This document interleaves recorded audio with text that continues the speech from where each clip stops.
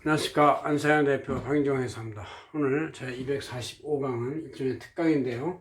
기업의 공금 유용이나 횡령, 배임, 사기, 절도 등 비정상 거래는 어쨌든 모두 회계 처리되고 결국 재무제표에 반영이 돼서 나타난다. 뭐 이런 뜻으로 어떻게 나타나는지 한번 봅시다.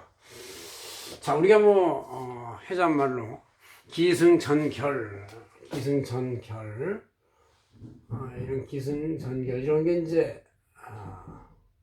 결과적으로 다 끝나고 잘 일어나서 입증이 되고 반전이 일어나서 결론이 나오고, 이게 이제 우리 영화나 소설의 시나리오가 다 이렇게 돼 있죠.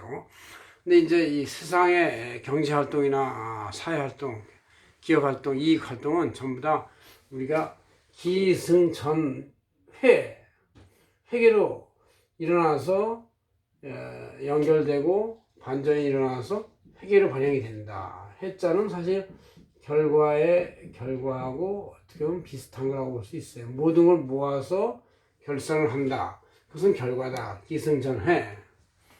어떤 사람은 이제 얘기하다가 보면 꼭 자기한테로 빠지는 기승전나 이런 것도 있죠. 근데 이제 여기서 기승전회만 하겠습니다. 기업의 모든 부실 비상장 거래는 모두 재무제표의 부실 계정으로 회계처리 반영해서 나타나게 돼 있다. 숨길 수가 없습니다. 이건 어떤 건설이나 이런 것 같이 밑에다 좀 모래를 넣을 거를 자갈로 넣는다, 이렇게 좀 약간 지나가면은 지진만 안 나면 피해 나갈 수 있는 그런 게 아니고, 이 회계는 어차피 전기열 계정하고 이 기말 계정하고 내년도 그 영원히 계속 회사가 고임 건설로 지속되는 한 지속 연결되기 때문에 무조건 연결되게 돼 있다. 그런 얘기죠. 그래서 나타나게 돼 있다. 연결된다는 얘기는 언젠가 잘못된 계정은 나타난다. 그런 뜻이죠. 특히 복식부기에서는 모든 거래가 왼쪽 오른쪽에 대차 평균의 원리가 되니까 이게 분실 금액은 항상 현금, 예금하고 이렇게 맞닥뜨려서 나가는 거예요. 이거의 계정 처리를 하려면 뭔가 있어야 되는데 이제 부실 금액이 생기는 것이죠. 그래서 분실을 아무리 다른 계정으로 위장해도 결국은 터지게 돼 있다. 왜? 특히 수출과 내수가 불황이 닥치면, 지금 요새 우리 2019년, 2017년 아주 내수 불황이 심하고, 수출도 지금 미중의 무역 전쟁과 일본의 수출 규제 때문에 우리나라의 수입 원자재 쪽에서 많이 영향을 받으니까 불황을 닥치게 되고, 그래서 수출도 잘 안 되는 경우, 아니면 감소하는 경우가 생기는데, 이런 과거 연도에나 당년도에 내가 어떤 부실출을 하면은 언젠가 다음 연도에 호황이 아닌 한 그냥 평타나 불황이 되면 그 매출로 이익으로 덮어줄 수 없기 때문에 재무제표에 불량해지게 돼 있다. 그 부실이 이제 손실이나 감액이나 손상으로 나타나게 돼 있다. 그런 얘기예요. 이렇게 이제 나타나게 돼 있다. 그래서 우리 회계에서는, 회계감사에서는, 특히 우리 안세에서는 특히 제가 강조하는데, 이순신 장군의 필사직생의 정신을 해라. 필사직생, 사직생, 죽여라. 그럼 산다. 이런 얘기인데, 이순신 장군 필사직생은 나를 죽일 각오로 하면은 결국 전쟁에서 승리해서 살아난다. 이런 뜻인데, 우리는 이제 모든 부실 계정을 모두 죽여야 공익이 살면서 그 회계감사를 한 담당회계사나 소속 회계법인, 비감사회사와 경영자 모두 살릴 수 있고, 또 기업을 둘러싼 공익과 이해 관계자 모두를 살릴 수가 있다. 그러니까 부실 계정을 모두 죽이면 모두 산다, 이런 뜻이에요. 그래서 이 필사직생의 정신이 상당히 이 회계에서는 정말로 회자될 수 있는 중요한 얘기다. 필사직생의 정신으로 한다. 그런 얘기죠. 그래서 우리가 이렇게 여러 가지 부실 계정이 재무제표에 어떻게 나타나는지 한번 제가 그림표를, 부실 계정으로 점철된 재무상태표와 손익계산서를 만들어 봤어요. 물론 대부분은 90% 이상의 회사는, 또 90% 이상의 거래는 정상 거래고 투명 거래지만, 그 중에서 이제 가끔가다 자신의 회사가 나쁘게 되거나 문제가 생기는 행위를 했을 때는 이 부실 계정을 갖다가 만들어서 이제 여기다 적당히 집어넣어가지고 한다.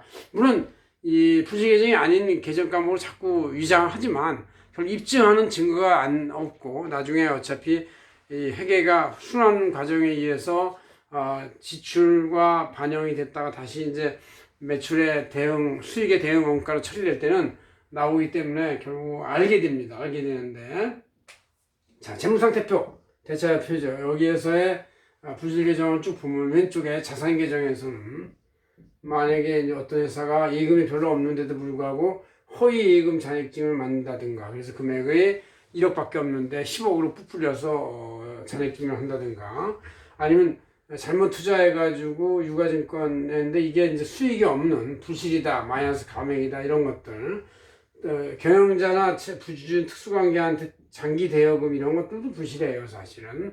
또 이유 없이 나간 선급금, 어디엔가 계약을 하기 위해서 선급을 나갔는데 이유가 별로 없어, 너무 많이 나갔어, 이런 것들도 다 부실 계정이죠.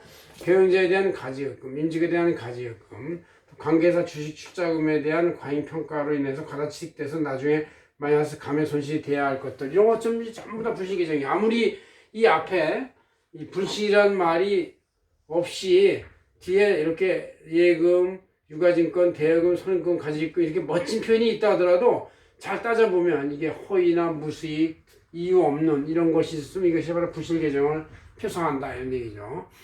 이런 부실 계정은 자산 쪽에만 있는 게 아니라 부채 쪽에서도 있을 수가 있어요. 그래서 과잉 미지급금, 어떤 미지급금이 있는데 아주 과잉으로 잡아놨다. 그럼 거기에는 뭔가 부실의 어떤 그 영향이 연루될 수가 있다, 이런 얘기죠. 또 금융회사가 아닌 가공 차입금 이런 것들도 여기에 부실로 들어오기에 원인이 되는데, 이쪽 오른쪽에서 부실로 금액을 땡기면 왼쪽에 당연히 부실로 들어와서 자리 잡게 마련이에요. 근거 없는 선수금, 장기간 가수금, 또 가공 위장 불입의 자본금. 자본금도 사실은 그냥 실불입을 잘 해야 되는데 가공 위장해서 집어넣으면 아무래도 이제 그것이 현금이 없는 가공 현금이 돼요. 가공 위장 불입금을 넣으면 이게 실제 불입이 안 됐는데 위장된 불입금이니까 이쪽에도 가공 예금으로 딱 전작이 돼 있어요. 그래서 이게 부실 차익 부채 계정하고 부실 자산은 거의 대응되는 것이다. 비경상적인 자본잉여금, 자본잉여금이 너무 많다. 아니면 너무 과잉하게 프리미엄을 받고 발행을 했으면 그것이 언젠가는 주주들의 실망으로 이어지기 때문에 부실이 될 수가 있다, 그런 얘기죠. 그다음 우리 손익계산서에서도 부실 계정의 흔적을 엿볼 수가 있는데, 일단 매출 사이드 쪽에서 보면 매출 사이드에서 이제 현금 매출 누락하는 거는 이제 당연히 부실이죠. 그다음 허위로 가공 매출을 한다든가, 특수관계한테 허위로 밀어내기 매출을 한다든가, 밀어내기 매출, 헛수관계, 밀어내기 수출한다든가, 이런 거 현금 매출 누락, 이런 거 전부 다 가공 위장이에요. 그래서 이런 것들도 다 우리가 이 회계 감사인들은 그 합리적 의심을 해서 거기다 이걸 발견해내는 능력을 가져야 되는 것이, 또 그렇게 하고 있고, 그다음 이제 또 이 대응에는 원가로서 매출 원가 부풀리기, 이게 이제 연말 매월 말에 이제 결제를 하는데 어떤 특정한 거래처한테 수익연수를 받아야 할 금액보다 좀 더 많이 뛰게 해서 리베이트를 일부 주고 이제 원가가 올라가는 거예요. 원가 올라가면 당연히 이익이 안 나게 돼서 손익계산서가 마이너스가 되겠죠. 마이너스가 되는 것이 바로 이런 원가 부풀리기, 중복 허위 생계환서 하고 나서 나중에 거액의 리베이트를 지급하는 거. 또 허위 가공인건비, 실제 일을 하지 않았는데 일을 했다고 거기다 집어넣는 것이죠. 업무무관 차익, 과잉인건비 같은 거, 업무관제에 대해서. 그 다음에 투자해서 감액이나 평가 손실을 맞다. 참, 여기서 이제 허위가 됐으면 할 수 없이 떨어놔야 되죠. 이를 떨어서 이런 감액 손실을 이 손익계산서에 잡고 중복 지출을 또 비용으로 인정하고 반영하면 이 매출이 아무리 많아도 여기 과잉하는 이런 허위 이런 것들이 많으면 결국 손실로 나타난다, 이런 얘기. 손실로, 장기 손실로 나타나고 미래도 손실로 나타난다는 것은 기업의 계속기업, 고잉 콘선 이거에 영향을 줘서 결국 기업이 부도가 나거나 그냥 침몰하게 되는 경우가 생길 수가 있다, 그런 얘기죠. 그래서 여러분들이 회계에서 이 부실 계정이 많이 있다는 얘기는 이 기업은 얼마 못 가서 파산이 되거나 침몰할 수 있다는 걸 예상한다, 이렇게 말씀드립니다. 그래서 여러분들이 이렇게 공공운용 이런 것들에 대해서 어떤 식으로 회계에 반영이 되는지를 한번 재무상태 잘 보고, 물론 재무상태표를 만들어낼 때 이런 그 허위나 무슨 이런 말 쓰지는 않습니다. 이게 아주 예쁜 말만 쓰는데 그거의 뒷면을 보면은 예쁘지 않은 부실이 숨겨질 수가 있으니까 이것을 무조건 발견해내서 공시하는 것. 이것이 바로 공익을 보호하는 것이다. 그래서 저희들은 이 부실 계정을 죽이면 공익을 살린다. 이런 모토로서 안세기업을 운영하도록 여러분들한테 강조하겠습니다. 고맙습니다. 안세기 대표 박인종 회사였습니다.